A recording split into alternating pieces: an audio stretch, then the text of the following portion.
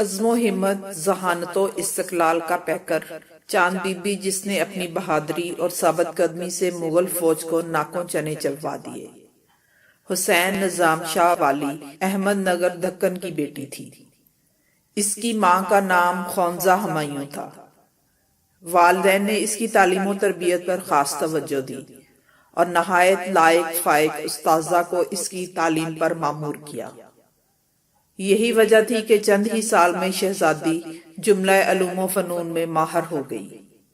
بادشاہ حسین نظام چاند بی بی سے بے حد محبت کرتا تھا، چنانچہ اس نے خود بھی چاند بی بی کو سپہ گری و شہ سواری، شمشیر زنی اور نیزہ بازی کی تعلیم دی اور ملکی نظم و نسق سے متعلق آشنا کیا۔ جب وہ جوان ہوئی تو اس کے اوصاف حمیدہ کی شہرت دور دور تک پھیل گئی۔ بیجاپور کے حکمران علی عادل شاہ نے جب اس کے علم و دانش اور لیاقت کا حال سنا تو اس نے چاند بی بی سے شادی کے لیے پیغام بھیجا، جسے منظور کر لیا گیا اور چاند بی بی کی شادی علی عادل شاہ سے ہو گئی۔ بیجاپور پہنچ کر چاند بی بی نے اپنی سلیقہ شاعری اور حسن لیاقت سے سسرال والوں کے دل مٹھی میں لے لیے، ساتھ ہی اپنی رایا اور زیر دستوں سے اچھا برتاؤ کیا کہ سب اس کے گن گانے لگے۔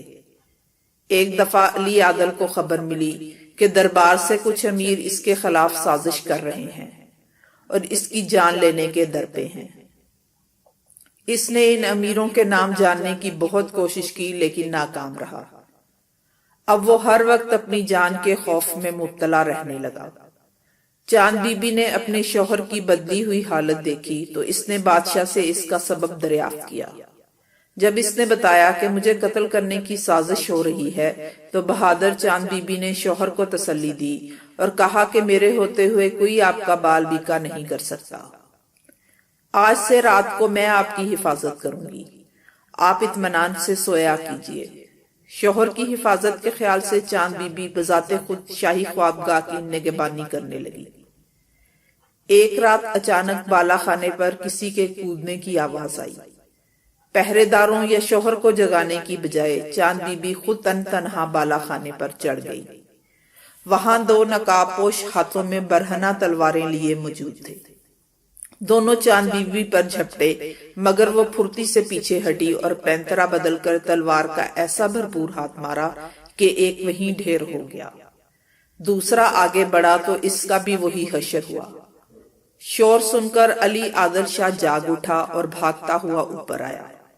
اس نے یہ منظر دیکھا تو اپنی بہادر ملکہ کی تلوار چوم لی اور بولا، چاند بیگم، اگر تمام دنیا بھی میری دشمن ہو جائے تو تیرے ہوتے ہوئے مجھے کوئی ڈر نہیں۔ 1580 میں علی عادل شاہ کی وفات کے بعد اس کا نابالغ بھتیجا ابراہیم عادل شاہ اس کا جانشین ہوا اور ملکہ چاند بی بی شوہر کی وصیت کے مطابق اس کی سرپرست مقرر ہوئی۔ اس وقت شہنشاہ اکبر کا ستارہ عروج پر تھا اور برصغیر پاک و ہند کے ہر گوشے میں اس کا پرچم اقبال بلند ہو رہا تھا۔ بنگال، پنجاب، سندھ، کابل، سرحد، سوات، کشمیر، بلوچستان اور قندھار وغیرہ اس کے علاقے میں شامل ہو چکے تھے۔ اب اس نے دکن کی طرف توجہ دی اور 1595 میں شہزادہ مراد کو احمد نگر فتح کرنے کے لیے ایک لشکر جرار کے ساتھ روانہ کیا۔ برار پر پہلے ہی اکبر کا قبضہ ہو چکا تھا اور چاند بی بی نے اس کا دفاع ممکن نہ سمجھتے ہوئے اس پر مغلوں کا قبضہ تسلیم کر لیا تھا۔ مغلیہ فوج نے چاروں طرف سے احمد نگر کا محاصرہ کر لیا، مگر چاند بی بی کی خوددار طبیعت نے اکبر کی اطاعت قبول کرنا گوارا نہ کیا اور وہ پاک و ہند کی اس عظیم الشان سلطنت سے ٹکرانے کے لیے کمر بستہ ہو گئی۔ چند دن بعد مغل فوج نے قلعے پر خوفناک گولہ باری شروع کر دی، جس سے قلعہ کی فصیل کا ایک حصہ منہدم ہو گیا۔ چاند بی بی بڑی جرت اور شجاعت کے ساتھ اس شگاف کے سامنے کھڑی رہی اور تمام رات وہاں موجود رہ کر اپنی نگرانی میں شگاف بند کرایا۔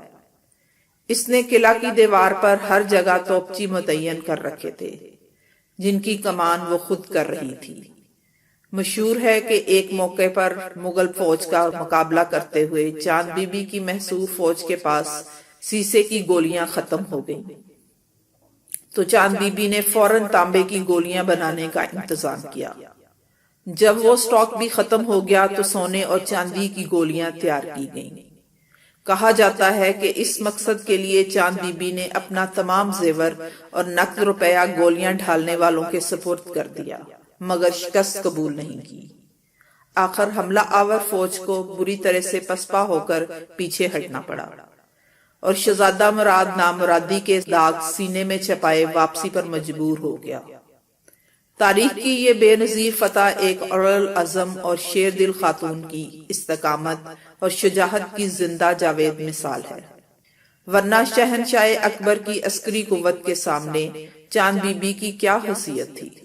یہ صرف اس کا جذبہ صادق تھا کہ اس نے اتنی بڑی طاقت کو ذلت امیز شکست دے کر اکبر اعظم کا سر شرم و ندامت سے جھکا دیا۔ دوسری بات، شہنشاہ اکبر نے شہزادہ دانیال کو اس مہم پر روانہ کیا۔ اس وقت احمد نگر اندرونی سازشوں کی عام جگہ بن چکا تھا اور چاند بی بی کی فوج میں کئی نمک حرام پیدا ہو چکے تھے۔ اس کے کئی امراء جن میں وزیر سلطنت حامد خان بھی شامل تھا، بظاہر چاند بی بی کے فرما بردار تھے، مگر در پردہ برار پر مغلوں کا قبضہ تسلیم کرنے کی وجہ سے چاند بی بی کے دشمن ہو گئے تھے۔ حامد خان نے سلطانہ سے غداری کی اور ایک روز اپنے ہاتھ سے تلوار کا بھرپور وار کر کے اسے شہید کر دیا۔ دوسری مرتبہ جب شہزادہ دانیال نے حملہ کیا تو عزم و استقامت کی وہ مضبوط فصیل گر چکی تھی جسے لوگ چاند بی بی کے نام سے جانتے تھے۔